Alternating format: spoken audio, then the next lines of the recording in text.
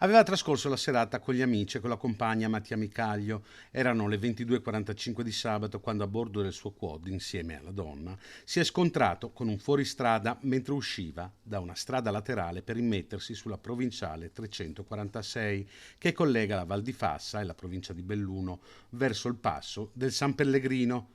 Dopo essere uscito fuori strada, il quad si è incastrato sotto il veicolo senza lasciare alcuno scampo all'uomo 50 anni, originario di Dolo nel veneziano, ma residente a Padova.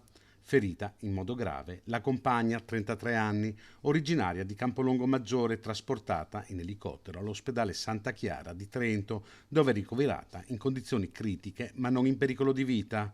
Illeso invece il conducente del fuoristrada, un 26enne, che potrebbe essere indagato nelle prossime ore. La notizia della morte del cinquantenne ha subito raggiunto Padova, dove Mattia Micaglio era molto conosciuto. Manager della ditta Marcato di Campodarsego, era molto apprezzato come imprenditore e appassionato di viaggi.